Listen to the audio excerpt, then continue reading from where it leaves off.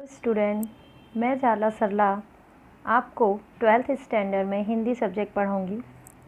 आज हम मीरा के पद कृष्ण भक्ति के बारे में पढ़ेंगे। सबसे पहले हम मीरा का जीवन परिचय की तरफ जीवन परिचय देखेंगे। मीराबाई जन्म ईस्वीसन 1498, मृत्यु ईस्वीसन 1563। मीराबाई का जन्म जोधपुर के कुकड़ी गांव में राव रतन सिंह राठौर के परिवार में हुआ था। उनका विवाह मेवाड़ के महाराणा सांगा के कुंवर भोजराज से हुआ था। विवाह के कुछ साल बाद पहले ही पति, फिर पिता और एक युद्ध के दौरान ससुर का भी देहांत हो गया था। पति की मृत्यु के बाद उन्होंने अपना अधिकांश समय श्री कृष्ण भक्ति और साधु संतों के सत्संग में बिताना शुरू किया। भौतिक जीवन से निराश मीरा ने अपना घर त्याग दिया और वृंदावन में डेरा डाल पूरी तरह कृष्ण भक्ति भावना में लीन हो गई। जीवन के उत्तरार्ध में द्वारिका में ही उनका स्वर्गवास हुआ। मीरा की भक्ति मूलतः माधुर्य भाव की है। उनके पदों में कहीं कहीं दास्य दैन्य भाव की छाया भी परिलक्षित होती है। मीरा के द्वारा गाए गए विरह के गीत भारतीय साहित्य की अनमोल निधि है। निधि अर्थात पूंजी, धरोहर। मीरा के पद संपूर्ण भारत में प्रचलित हैं। मीरा हिंदी और गुजराती दोनों की कवयित्री मानी जाती हैं। उनके पदों की भाषा राजस्थानी, ब्रज और गुजराती का मिश्रण पाया जाता है। संत रईदास जी की शिष्या मीरा की कुल 7-8 कृतियाँ ही उपलब्ध हैं। उनकी रचना मीरा पदावली नाम से उपलब्ध है। प्रथम पद में कृष्ण के वियोग से तड़पती मीरा के मनोभाव का सटीक चित्रण किया गया है। कृष्ण के बगैर मीरा को कुछ भी अच्छा नहीं लगता। कृष्ण का दर्शन पाने को व्याकुल मीरा उनके दर्शन न होने पर बहुत ही दुखी हैं। दूसरे पद में कृष्ण गोपियों तथा राधा के साथ ब्रज होली खेलते हुए हैं। उस अवसर का मीरा ने बड़ा ही मनोहारी वर्णन किया है। तो अब हम पद की तरफ चलते हैं, जिसमें हमारा पहला पद है हरि बिन। देखेंगे, हरि बिन कछु न सुहावे। हरि यानी कृष्ण, सुहावे कुछ, कछु यानी कुछ भी अच्छा नहीं लगता है। परम स्नेही राम की नीति ओलुरु आवे। नीति अर्थात ओलुरु अर्थात माफिक, अनुकूल। राम हमारे, हम हैं राम के। राम के हरि बिन कछु न सुहावे। आवण कह गए अजहू न आए। अजहू यानी अभी तक न आए। जीवड़ा अति उकलावे। जीवड़ा यानी जीव, उकलावे यानी व्याकुल होना।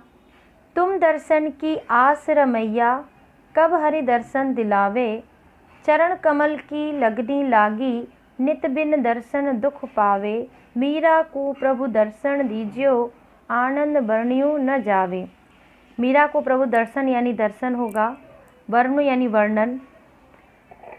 चरण कमल रूपी। अब हमें ना इस पद का अर्थ देखेंगे। प्रथम पद में कृष्ण के वियोग से तड़पती मीरा के मनोभावों का चित्रण अंकित किया गया है। मीराबाई अपने आराध्य देव हरि के वियोग में व्याकुल हैं। वे कहती हैं कि हरि के बिना मुझे कुछ भी अच्छा नहीं लगता है। मीरा कहती है कि कृष्ण मेरा स्नेही है। स्नेही मतलब प्रेमी। मेरा स्नेही है, प्रेमी है। मीरा कहती हैं, वे कहती हैं कि हरि मेरे हैं और मैं श्री कृष्ण की हूँ। मुझे हरि के बिना कुछ भी अच्छा नहीं लगता है। वे कहती हैं कि श्री कृष्ण ने, मेरे हरि ने मुझे दर्शन देने को कहा था, लेकिन अभी तक अजहूँ यानी अभी तक मुझे दर्शन नहीं, इसलिए मेरा हृदय अत्यंत व्याकुल है। हे प्रभु, मुझे आपके दर्शन की आशा है। आप मुझे दर्शन कब देंगे? मुझे आपके कमल रूपी चरणों की लगनी लगी है। चरण कमल। आपके दर्शन न पाने से मैं बहुत ही दुखी हूँ। हे मीरा के प्रभु, आप दर्शन दो। आपके दर्शन पाने पर मुझे जो आनंद प्राप्त होगा उसका वर्णन नहीं किया जा सकता। कृष्ण के दर्शन पाने को व्याकुल मीरा उनके दर्शन न होने पर बहुत ही दुखी होती है। यहाँ हमारा पहला पद पूर्ण हुआ। अब हम अपने दूसरे पद की तरफ बढ़ते हैं। होरी खेलत है गिरधारी, मुरली चंग बजत डफ न्यारो, संग जुवत व्रज नारी, चंदन केसन छिड़कत, छिड़कत यानी छिड़कना, मोहन अपने हाथ बिहारी, भरी भरी मुट्ठी गुलाल लाल, चहु देत सबन पे डारी। चहु यानी चारों दिशाओं में, सबन यानी सबके ऊपर डाल देते हैं।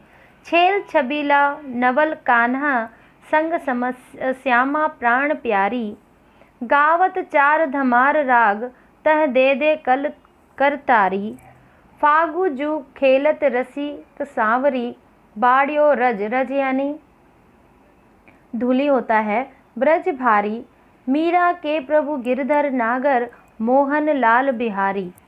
अर्थात मीराबाई ब्रज में श्री कृष्ण के होली खेलने का वर्णन कर रही हैं। वे कहती है कि श्री कृष्ण होली खेल रहे हैं।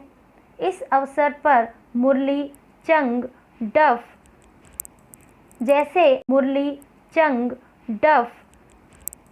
जैसे अनोखे वाग बज रहे हैं। उनके ब्रज की युवा नारियां होली खेल रही हैं। श्री कृष्ण अपने हाथों से चंदन और केसर गोपियों पर छिड़कते हैं। मुट्ठियों में लाल गुलाल लेकर चहुं ओर यानी चारों ओर डालते हैं। प्राण प्यारी राधा और गोपियों के साथ कृष्ण अत्यंत सुंदर लगते हैं। छेल छबीले यानी अत्यंत सुंदर, आकर्षित लगते हैं, अत्यंत सुंदर लगते हैं। गोपियाँ धमार जैसे चार प्रकार के रागों से फाग या होली के गीत गा रही हैं। मीरा के प्रभु श्री कृष्ण गोपियों के साथ फाग खेलते हैं। इसमें होली का बहुत ही सुंदर ढंग से मीरा ने वर्णन किया है। यहाँ हमारी ये जो पद है वो भी पूर्ण हुआ। शब्दार्थ की तरफ एक नज़र डाल देते हैं। हरि यानी कृष्ण, सुहावे यानी अच्छा न लगना, ओलुरु यानी माफिक, अनुकूल, आवण यानी आने को, अजहू अभी तक, जीवड़ा जीव, उकलावे व्याकुल होना या बेचैन होना, चरण कमल चरण रूपी कमल, रज यानी धूली, दर्शन देना, वर्ण्यु वर्णन, छैल छबीले अत्यंत सुंदर, लगना या आकर्षित लगना, चहु यानी चारों तरफ, धमार यानी होली गीत का एक राग है, डफ चमड़ा मड़ा एक बाजा है, बिन यानी बिना बगैर, नित्य यानी हमेशा सदा नित्य, छिड़कते हैं, फागु यानी फाग फागुन।